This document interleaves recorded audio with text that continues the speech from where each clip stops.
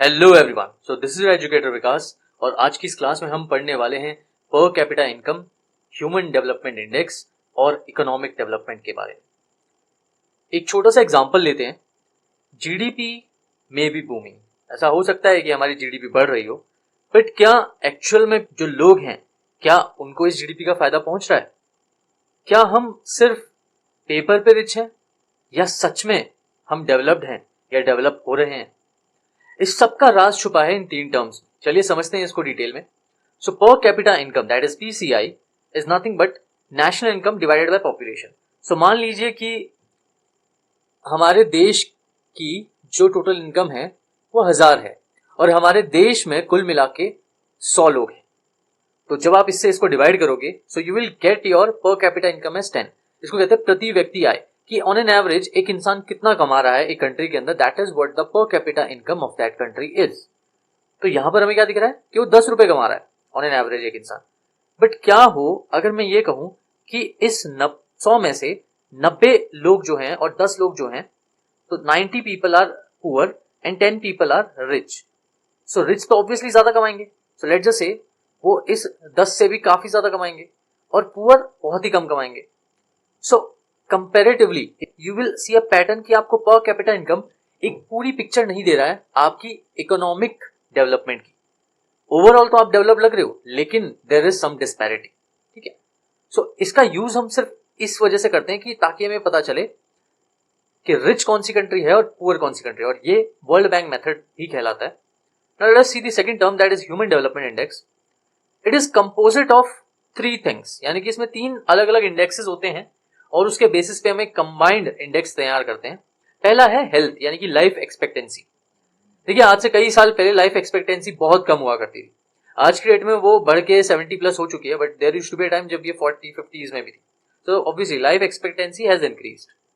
Education, यानी कि लोग कितने ज्यादा पढ़े लिखे हैं, ठीक है ना, उसका मीन वैल्यू और expected years of schooling, this is also important कि भाई कितना वो पढ़ा लिखा है, कितने सालों की एजुकेशन उसने ली है। Then there is income that is gross national income per capita, ठीक है ना, यहाँ पर ओवरऑल इनकम की बात करते हैं। इसको UNDP, United Nation development programme ने बनाया है to measure the quality of life and not just money, यानी कि जो पर कैपिटा इनकम वाली प्रॉब्लम थी उसको सॉल्व करने के लिए एचडीआई लेके आए हैं कहीं ना कहीं। So next is economic development. तो इकोनॉमिक डेवलपमेंट एक ब्रॉडर टर्म है विच इंक्लूड्स ग्रोथ, लेकिन ग्रोथ की जब बात आती है तो बहुत ज्यादा हम क्वांटिटेटिव चीजें देखते हैं, बट क्वांटिटेटिव की जगह डेवलपमेंट फोकसेस ऑन क्वालिटेटिव। इसको हम अगली वीडियो में भी डिटेल में समझेंगे।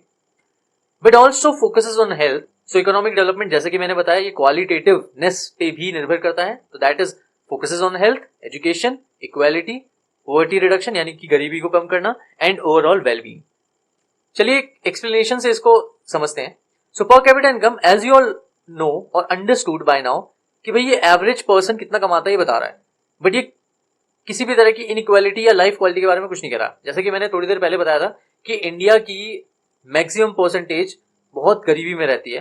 तो अगर मैं बोलूं जो 10% रिच हैं, अभी इंडिया की एज ऑफ नाउ जीडीपी लगभग 2 लाख है, ठीक है, लेट्स जस्ट से 2 लाख के आसपास ही है।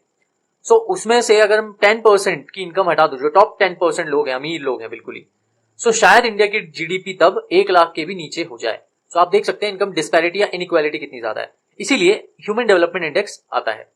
ये ना सिर्फ आपकी इनकम को चेक करता है बल्कि ये भी चेक करता है कि आप कितना जीवन जीते हो और कितना सीखते हो और कितना बेहतर जीवन जीते हो। So real development is nothing but when people are healthy, educated and empowered, ठीक है ना। It is not just about earning money. Working example, एक कंट्री है जिसकी हाई जीडीपी है, इसका मतलब उसका ग्रॉस डोमेस्टिक प्रोडक्ट बहुत ही हाई है और पीसीआई भी रिलेटिवली हाई होगा, पर कैपिटा इनकम, लेकिन उसकी पॉवर्टी बहुत ज्यादा है। गरीबी की रेखा के नीचे या गरीबी की रेखा के अंडर आने वाले लोग बहुत ज्यादा हैं और वहां पे लो लाइफ एक्सपेक्टेंसी है, लोग जल्दी मर जाते हैं। कंट्री भी है जहां पर जीडीपी तो मॉडरेट है, ठीक है ना, जीडीपी मतलब उसकी जो ग्रोथ है वो कोई बहुत ज्यादा तेज नहीं है, एज यू ऑल नो कई कंट्रीज के इंडिया से भी कम है, बट यू नो उनके पास बेटर सुख सुविधाएं हैं। So but great education, health care and gender equality. तो कंट्री ए वो पेपर पे तो आपको रिच दिख रही है, लेकिन एक्चुअल में जो डेवलप्ड है वो कंट्री बी है। तो एक बहुत ही जबरदस्त सा एग्जाम्पल है। 2024 के अंदर एचडीआई जो इंडिया की थी, इसकी एक वैल्यू होती है 0 से 1 के बीच में हम इसको लेते हैं, तो 0.644 थी और इंडिया की रैंक 132 थी, ठीक है ना, 132। धीरे धीरे we are improving but we are still lacking behind Sri Lanka and Bangladesh in so many areas. तो ये यही तो चीज बता रहा है कि श्रीलंका में हो सकता है जीडीपी बहुत कम हो India comparison, which is true, but वहाँ हेल्थ केयर अच्छा हो सकता है या जेंडर इक्वालिटी बेटर हो सकती है, एजुकेशन बेटर हो सकता है। सो ओवरऑल जो उसका एसडीआई का स्कोर है वो इंडिया से बेटर हो जाता है because of these many factors. So I hope this lecture help you in understanding these many terms. This was the second last lecture in this particular basic series which we are doing. इसके बाद last lecture आएगा जिसमें हम economic development और growth के बारे में देखेंगे। That will be the last lecture in the basics economy series, and then we will move on to the advanced ones. Thank you so much. Bye bye. Take care.